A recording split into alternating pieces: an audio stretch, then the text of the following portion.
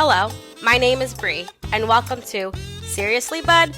A podcast featuring an unexpected conversation with someone in the WordPress community. And now, it's time for my dad, Bud Kraus. Thank you, Bree. You know, I had so much fun last time speaking with Raquel Manriquez, I thought I would do this all over again.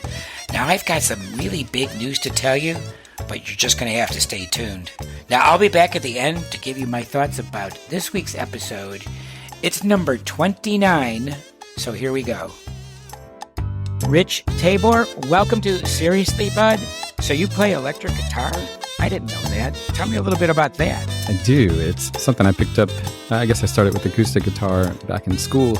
In college, one of my friends had a guitar, and I just, it was a way to develop friendship with this person, but also, lean into creativity, into something I didn't know about previously. So that's really what kicked it off. But yeah, it's something I really enjoy a lot. Music is really, really something I enjoy a lot now. What do you play? Primarily guitar. Electric guitar is my instrument of choice. I do know, piano. Once you learn one, a lot of these instruments, they kind of permeate between each other, but piano, drums a little, bass a little, the main instruments, I suppose. Did you play at college? I didn't play formally so much, maybe at the last year of college, more so with friends. But before that, it was just experimenting and really just learning. I learned a lot of Chili Peppers. Red Hot Chili Peppers was the band that inspired me to think about music differently. And instead of more of just sounds, it was like the simplicity in some of the sounds that they make. I mean, of course, they have wild songs too, but... Remind me to tell you a little story about them later. I don't want to talk about it right now. So you're into that kind of music, the Red Hot Chili Peppers era, I'm assuming. All sorts of music, to be honest. I even worked a little bit for a company called JioSaavn, which is a music streaming service that primarily focuses on Indian market. So a lot of Bollywood and stuff. So I have a lot of influences there. And I mean, really, it's just good music. It doesn't matter the genre. Have you and Vito ever played together? No, we have not yet. Have you heard him play? I've seen pictures of him playing, but I have not heard him play. Now, speaking of, do you have anything on YouTube that we could check out? No, I don't think so. Okay. No. When I think of you or know about you, you're sort of a child of East Coast. Is that fair to say? You seem to be a little bit all over the East Coast. Tell me, where were you born and what happened after that? Yeah, I would say that's a good assessment. So I was born in Savannah, Georgia, and soon after we moved, my dad was in the military, so we traveled quite a bit on the East Coast, and then just kind of found new homes as we went. And it's something, that's stuck with me as an adult, moving often. But where we're at now, it's a little bit south of Atlanta in Georgia, but we are kind of staying here for a while. We've been here 3 years, so it's the longest we've been somewhere as a family. So it's wow. Yeah, it's just opportune moves is the way I put it.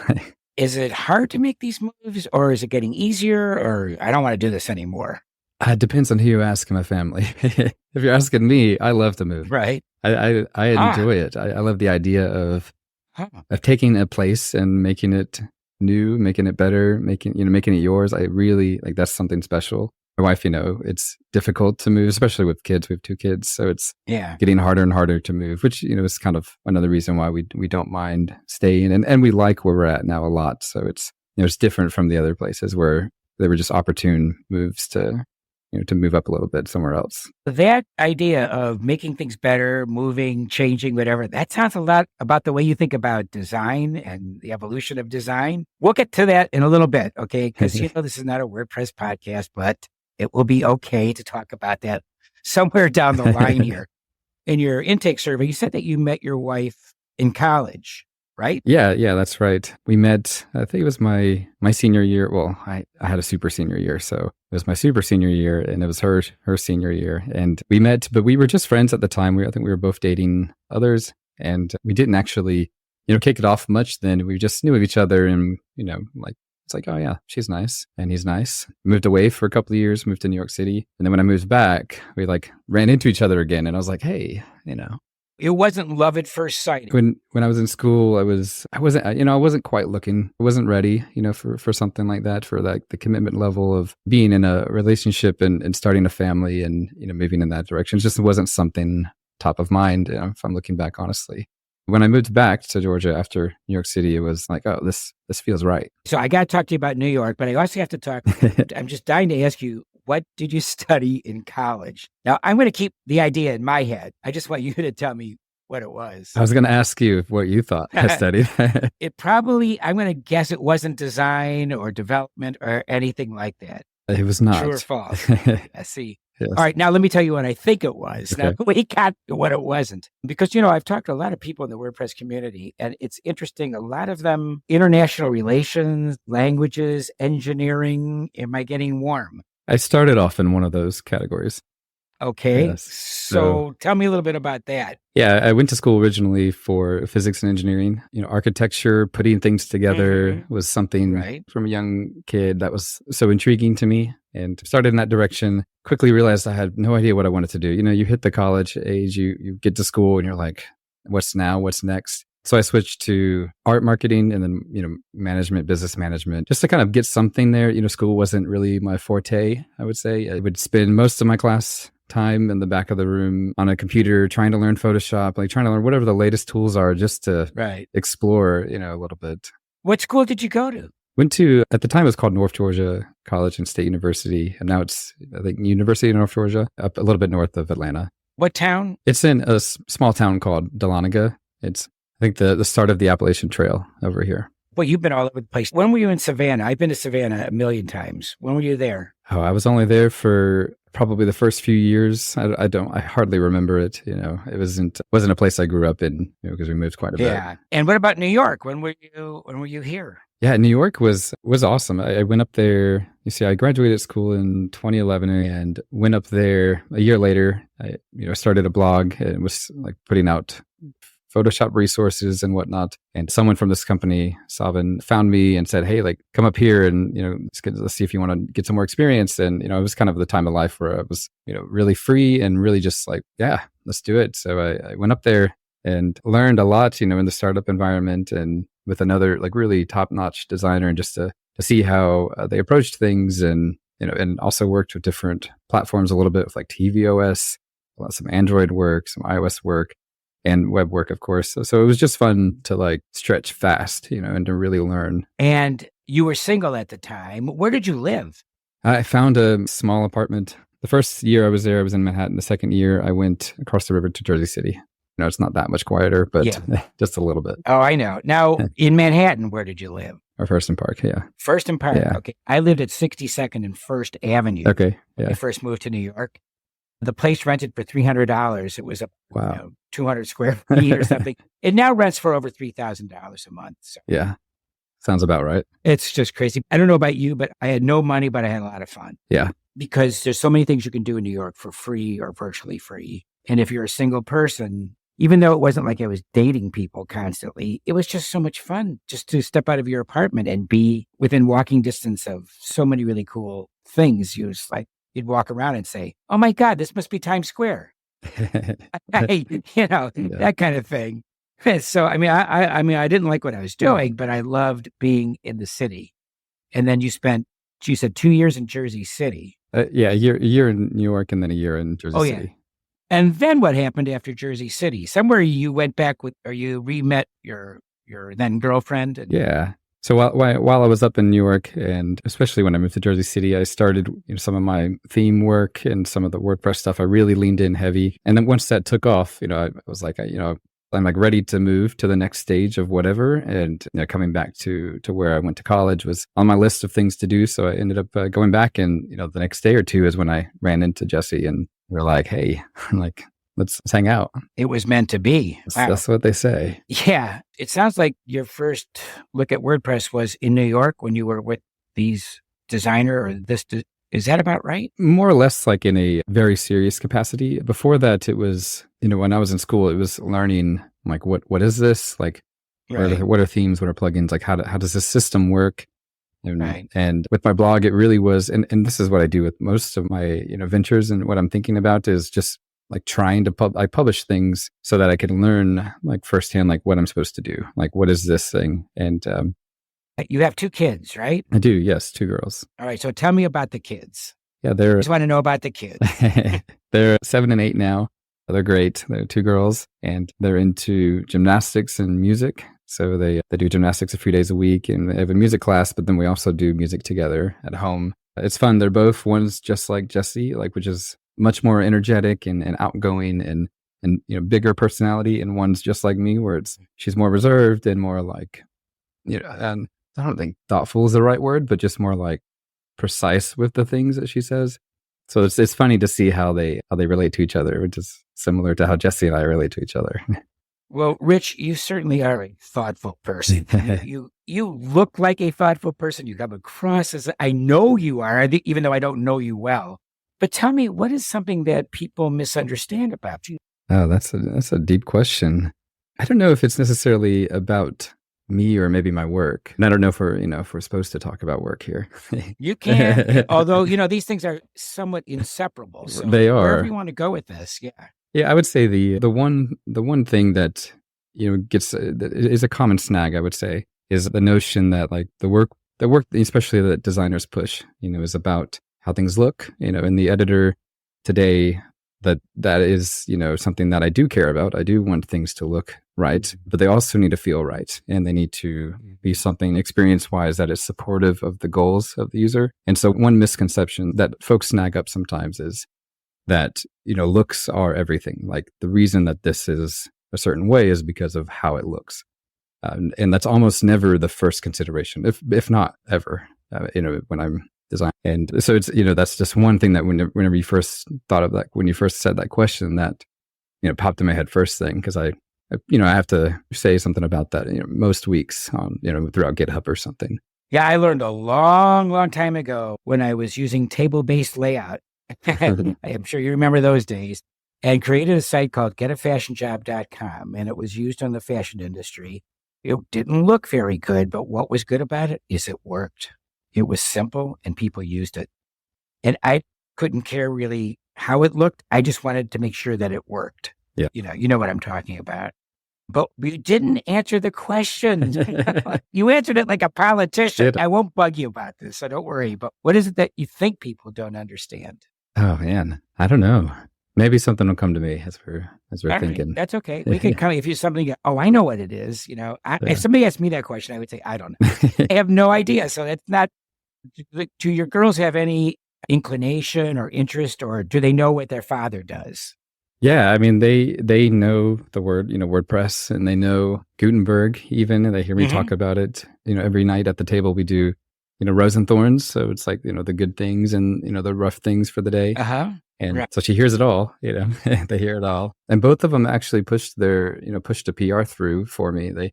We sat there, even though they were small things, but we worked together and fixing something or fixing a little color design thing. And then I have a picture even of one of them pushing, the big green button to merge it. So they know what it is. Yeah, it's really fun. Yeah. Tell me a little bit about your work. So we're starting to talk about it anyway.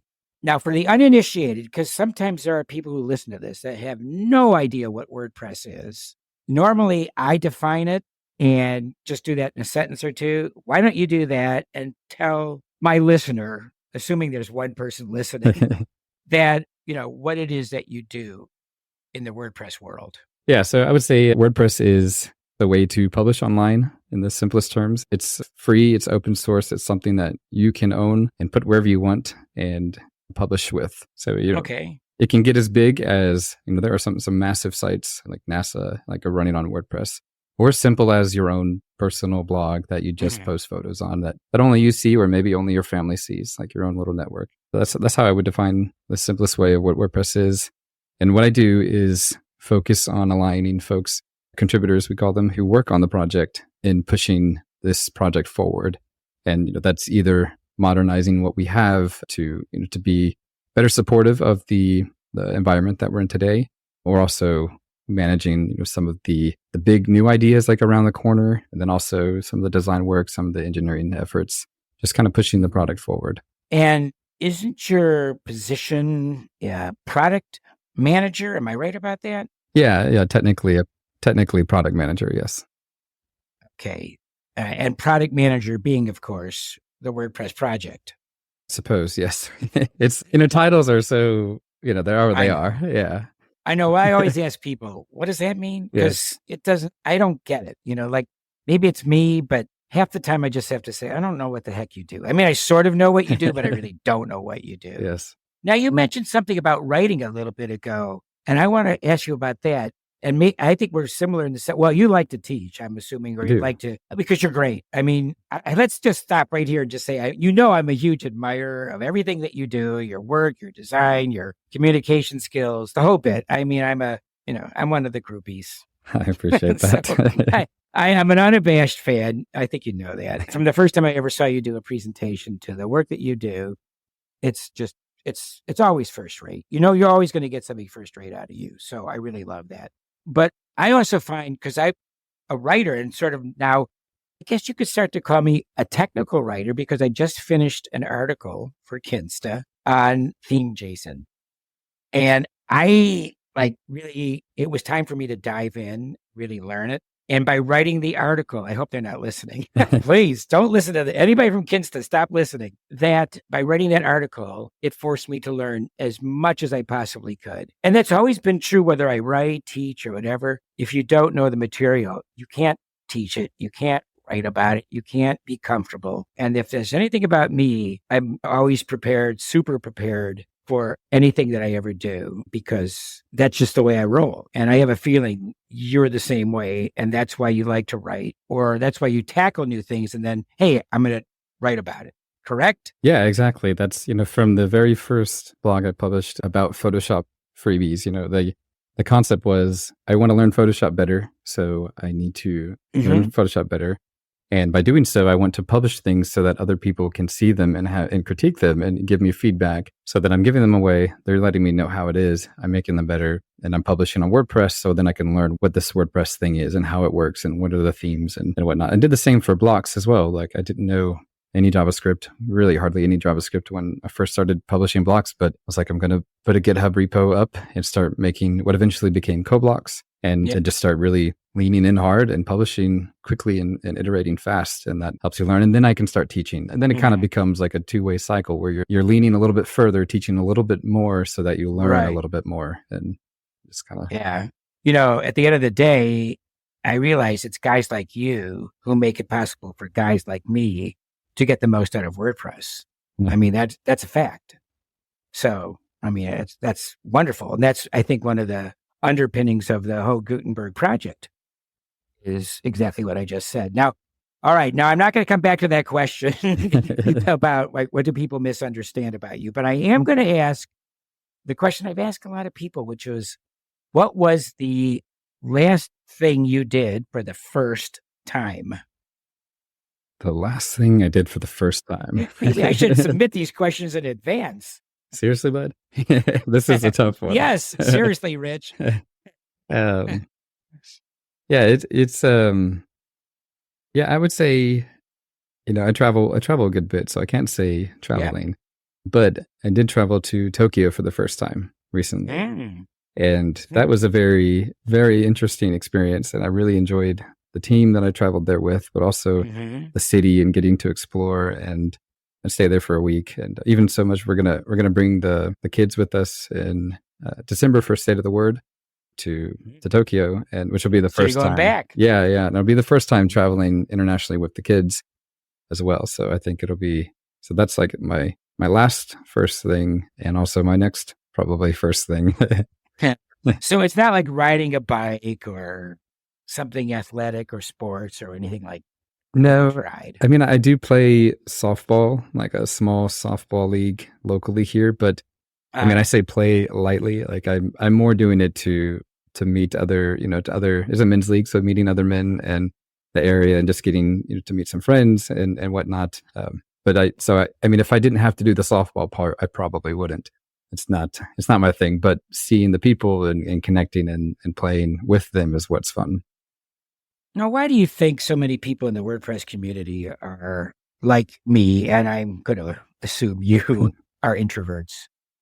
I know you are, but I mean, come on. Yeah. But why do you think? I don't know. I think, there's a certain appeal to working online, like working through a computer, that perhaps more introverted folks get pulled towards. And I wonder too, like how much of it is, there are tons of creative people, introverts and extroverts, but I wonder if there is a correlation between like creativity and whether or not you're introverted, more likely to be introverted. I think so, but no one's ever accused me of being creative. Right? Certainly my wife. No way. Him? Are you kidding? I mean, hey, I'm visually impaired. So what can I tell you? I have trouble with certain things, with like color. Let's start with color. But that doesn't mean any kind of impairment can't be creative. They can. Yes. I'm not going to put myself in that category, but they can be. Obviously. And also creativity is not necessarily about, like the art of how something looks, but it's also the sound, like the words you put together, the ideas, like what comes out of you and into the world. And I think there's all sorts of creative measures that we all lean in different directions. Like one thing I didn't know until I started doing this is how creative editing audio can be. Holy smokes. That's just outright addicting for me because for one thing, I don't have to worry about colors.